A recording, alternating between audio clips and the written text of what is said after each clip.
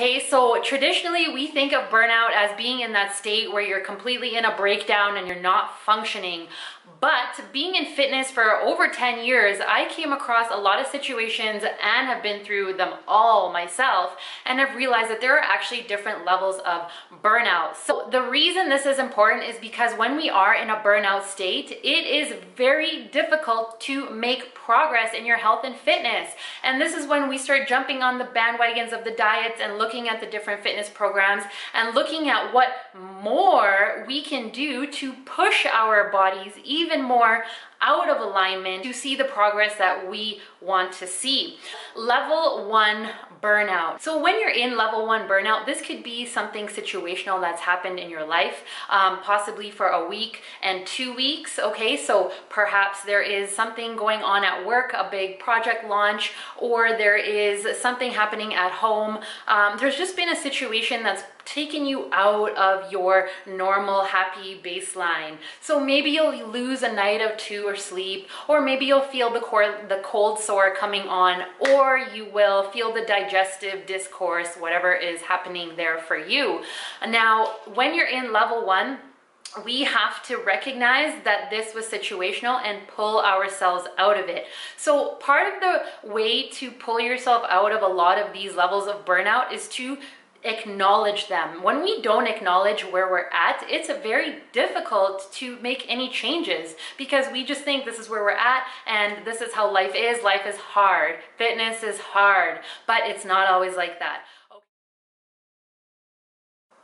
Okay, so let's talk about level 2 burnout. Level 2 burnout is a place where a lot of us are functioning, and this is a place where we want to draw awareness to pull ourselves out. A lot of the times we can transition in life and we don't acknowledge the transition, and before you know it, we're in a level 2 where we're almost trying to live the life that happened before the transition, but we're kind of living in this new space and we haven't really acknowledged that we just moved through something. So sometimes what I like to do is, even if I take a day or sometimes a week, depending on the transition that I have gone through.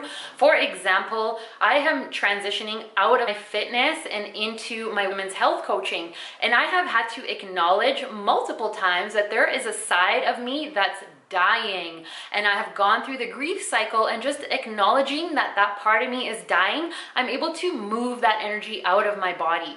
But when we don't do that, we still have that energy that lives inside of us, but we're on the next best thing. So your body mentally and physically is kind of in a bit of a discourse. Other examples of transitions are when we are perhaps starting a family, or when you get married, or when you lose a loved one or a pet. These are all transitions that we can acknowledge, and those help us to move into the next phase a little more gradually.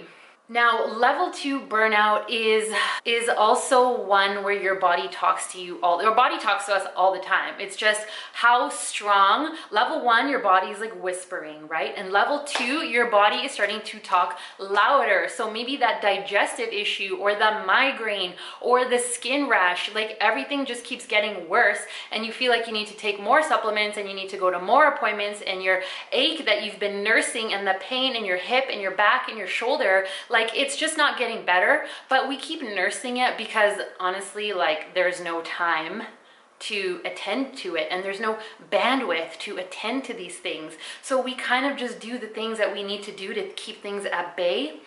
But this is the problem. When we're in level 2 burnout and we're looking to up level, that's when it's difficult. That's when you're gonna feel the overwhelm. That's when you're gonna feel like, man, I just wanna get fit. Do I need to go to the gym twice a day? Tell me what I need to do, because I will do it. But on the contrary, what we need to do is create space in our body. So not only meaning like cancel things on your schedule, because that really doesn't give us space in our bodies.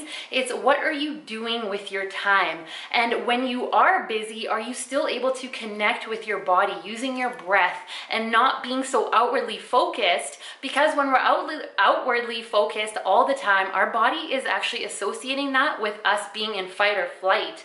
Okay, but when we can close our eyes and release the tension, do the body scan. I love the body scan. And use your breath to connect and exhale, and do that multiple times a day and make that a practice. And that's how you create space. Saying that you're gonna stay home and relax doesn't necessarily mean that you're creating space, because watching TV or being stimulated in whatever ways that we have options to get stimulated by is actually creating more stuff in your body and less space for things to move, and just for your body to be and to function and attend to the processes that it needs to attend to, like managing your injury and burning fat and producing the stomach enzymes, and making sure your contraction of your bowels are proper, and repairing your skin, and aligning the hormones. So, you know, when it's time for your menstrual cycle, things are flowing properly.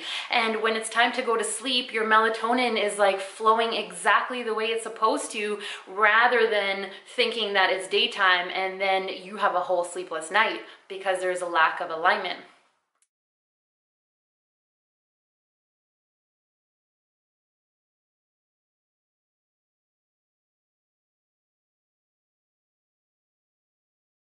Now, level 3 burnout. Level 3 burnout is very functional, okay? So a lot of us are functioning in a level 3 burnout. I know, because I was for a long time as well, until I went through a pivotal situation in my own body. It was an injury that finally took me down and forced me to rest for 8 months. Can you just imagine, like, everything you have going on right now? Like, you physically can't move for 8 months. So this was not only a blessing in disguise for me, but it helped me realize that we are all functioning in different levels, and we're not ever going to see progress in our fitness when we're there. We're not ever going to up-level our life when we're functioning in a burnout state, because our bodies are trying to keep up with what we're doing already, and there's a lot of energetic drains. Now, the thing with level 3 burnout is everything that I said in level 2, and it gets more pronounced because now we've been here for a long time, and it gets harder because neurologically we become wired to think the certain things. We're unbalanced in our first chakras. Maybe there's lack of boundaries, and we're just kind of reacting to life, and we feel like there's not much space for anything else. So again, everything I said in level 2 with us not acknowledging the transitions that we've gone through, and those have now slipped in due to time into a level 3. The thing about level 3 is that it is indicative that we are not functioning in alignment of who our soul is.